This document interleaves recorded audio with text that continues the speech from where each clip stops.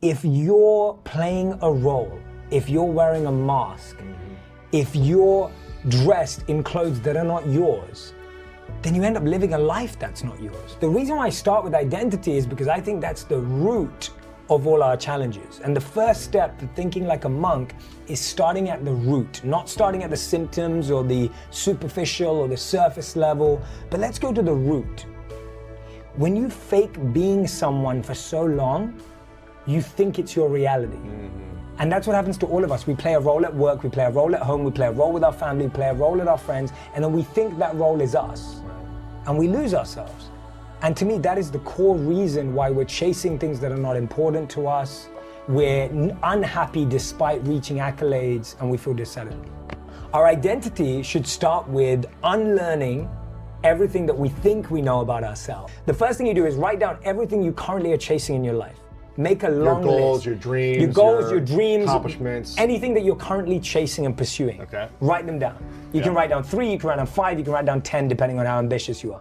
Second line, ask yourself, what is the source of that? Where did you get that idea? Did you get that idea from a TV show you saw? Did you get that idea from your parents? Did you get that idea from your mom and your dad, your sister, your cousin?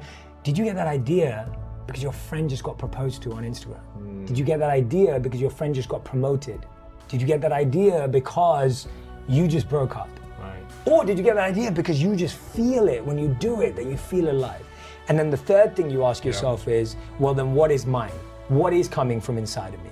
And if you just do that 3-step process, now what you're doing is you're filtering out the noise and you're starting to listen to your voice. The thing is, you've got a voice inside of you, but it's quiet. It's like Jay, like take note of me, like Lewis, you know, and it's just like trying to get through, and the noise of everyone else's opinions is so loud. So this way you filter it. One of the biggest mistakes we make is that we confuse inexperience with being unqualified.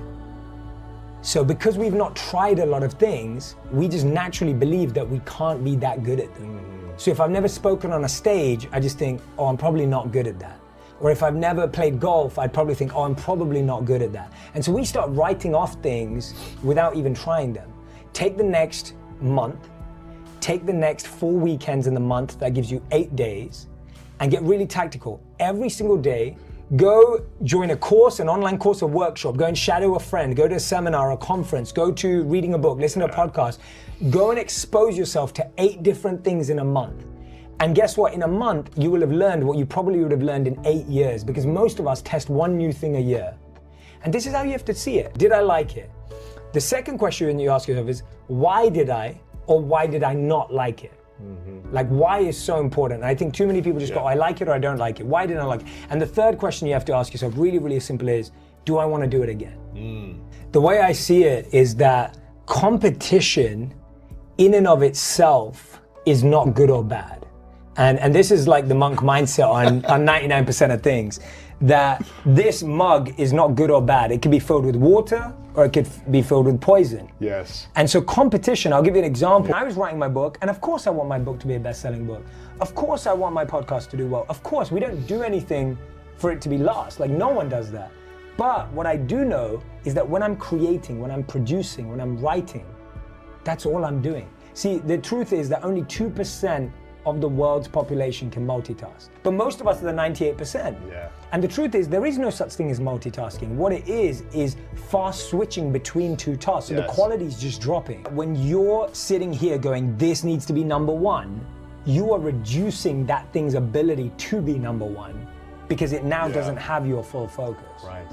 So that's the difference maker, that you can want to be number 1, there's nothing wrong with that.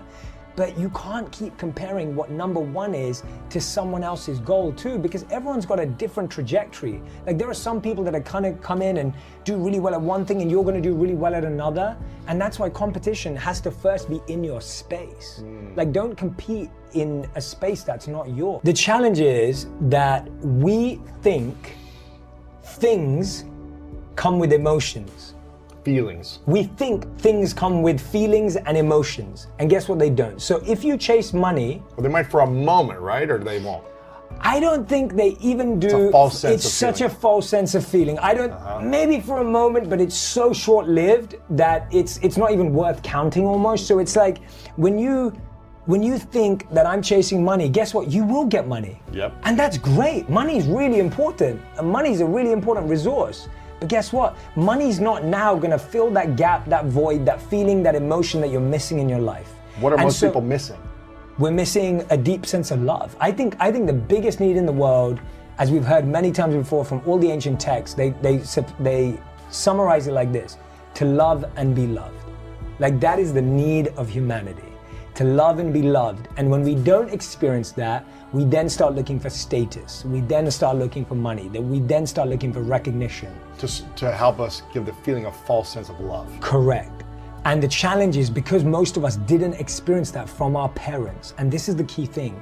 What we crave in life is what we did or didn't get from our parents.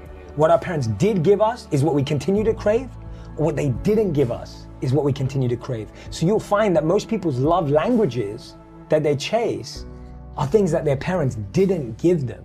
So if their parents didn't give them time, they now crave everyone's time. If their parents didn't give them gifts, they crave gifts. If their parents didn't give them acts of service, they're craving those acts of service. So it's because of our childhood. And if we don't learn to process all of that experience, which most people never get the time to do, real confidence comes from knowing your strengths and going all in on them. Your confidence does not come from just standing up the right way or just saying the right stuff to yourself. Body language only. Yeah, and that's important. I'm a big believer in all of that, but what I'm saying is that doesn't build real confidence. Yeah. Real confidence comes from thinking, I'm really good at this, I know I can do this, and I love doing it. And really, this is the most important bit. Confidence comes from serving other people. When you see the impact you have on others, and this is the biggest issue, the reason why we have such low self-esteem today in the world is because people are not serving others. So they don't see the profound impact they have on others. When you put out a video or a podcast and people tag you on Instagram and they say, Lewis, you stopped me from depression, or you helped me out of a divorce. Yeah. Or people, when they watch my content, they'll be like, that stopped me from committing suicide, or whatever it is. When you see that, you get such a deep sense of self-worth that you matter. And guess what? Everyone matters. Whether you matter to 1 people or 1 million people, everyone matters. Yeah. But if you see your impact in someone's life, you will feel such a deep sense of self-worth. And so whether you're serving at giving out free food, or whether you're serving at a local charity place, or whether you're serving through your work, serve, because when you take that step, you get a boost of self-esteem. But why do so many of us live in fear and desire mode as opposed to duty and love mode? Why is that? Like, why are we still focused on self as opposed to service? It's conditioned, right? I've said this before, that we're wired for generosity, but we're educated for greed. I think I just said it to you 2 years ago. There are finite numbers of how many kids get made onto the basketball or baseball team. Yes. We're told there's a finite number of college spaces. We're told there's a finite number of how many tickets there are. We're told there's a finite number of people that are successful. Guess what? In the theater of happiness, there are infinite and unlimited seats. And there is a seat with your name on it. That's so good. There is a seat with your name on it in the theater of dreams, in the theater of happiness. But you think that because you think that there are only 100 people allowed in, that if someone else makes it before you, that you don't get in. And guess what? Is there a cap on how many billionaires there are in the world? No. Is there a cap on how many millionaires there are in the world? No. Is there a cap on how many happy people there are in the world? No. And that's why I really am encouraging Forbes. I want Forbes, forget printing a rich list, print a happy list, print a service list, print a list of who is serving. We should do that. Who is serving the most in the world. Wow. Right? That'll be competition based. Yeah, sure. I gave more than you gave. Yeah, and that's why it should be service based on time, energy, and money. Because we should start showing how much time people give, how much energy people give. Mother Teresa, I don't think she gave any money to her charities. Right. But she gave a lot of time and energy. Yeah. You know, you look at all the people who made a change in the world, Martin Luther King, Gandhi, like, they may not have given a lot of money to stuff. Yeah, they gave time and energy. You don't have to give resources, but your resourcefulness, your love, your time, your focus, your attention, your compassion. Love that. Resourcefulness of the heart, not of the wallet, I think is key. Love that. And you don't need to have a lot of money to make a big impact. You don't.